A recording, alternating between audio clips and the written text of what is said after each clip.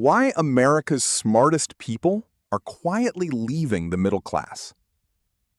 In 2024, a Stanford engineer making $210,000 a year sat down and did something strange. He calculated that he was, technically, poor.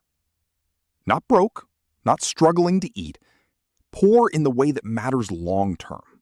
No real ownership, no real safety net, no real path to stop working. Just a very well-paid tenant in his own life. He's not an outlier. He's early.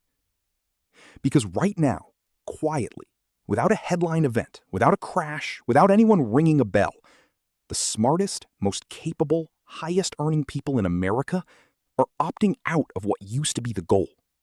The middle class, the stable job, the house, the slow, steady climb. They're not failing at the system. They're seeing through it. For 70 years, the American deal was simple. Study hard, get a good job, buy a house, retire comfortably.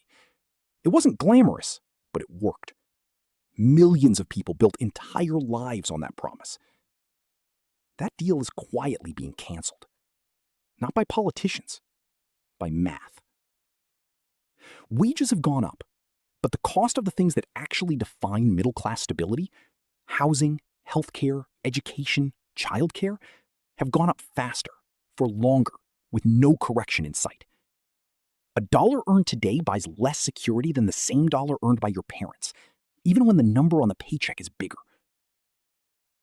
This isn't a poor people problem anymore. That's the twist. It's now visible in six-figure incomes, and the people noticing it first are the ones with the data literacy to run the numbers themselves. Here's the mechanism, stripped of jargon. The middle class was never really built on income. It was built on asset ownership, a house that appreciated, a pension that compounded, a dollar that held its value long enough to plan around. Take those three away, slowly, and the paycheck stops mattering the way it used to.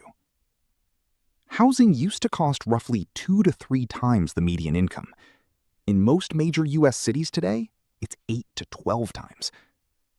Pensions, which once did the saving for you automatically, have almost disappeared from the private sector, replaced by 401ks that require you to be your own fund manager, with your own risk on your own time. And inflation, even at normal levels, has quietly eaten more purchasing power in the last 5 years than in the previous 20.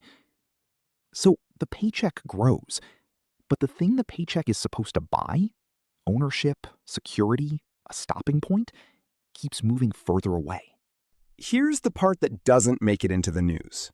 A household earning $150,000 a year in a major metro, after taxes, childcare, healthcare premiums, and a mortgage at today's prices, often has less discretionary income than a household earning $70,000 did in 1995, adjusted for inflation.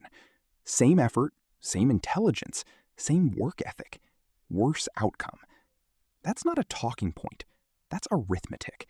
And once high earners run that arithmetic on their own lives, something shifts.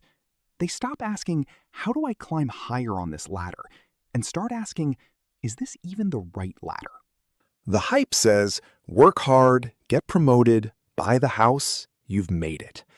The reality is a growing number of high earners quietly restructuring their entire life around one insight. The traditional middle-class path optimizes for stability in a world that no longer rewards stability. So instead, they're doing something the middle class was never designed for. Some are renting indefinitely by choice, investing what would have been a down payment instead. Some are leaving high cost of living cities entirely, trading status for math. Some are building small, deliberately unscalable businesses instead of climbing corporate ladders that no longer guarantee anything at the top. It doesn't look like failure. It looks like people opting out of a race they've calculated they can't win on the old terms, and rewriting the terms instead.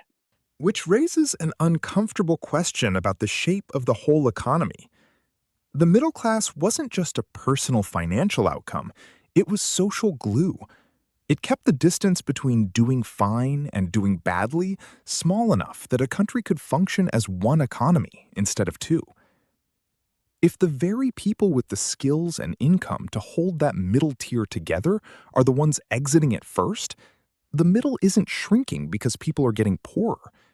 It's shrinking because the smartest people in the room have stopped believing it's worth staying in. So here's the question nobody in this system once asked out loud.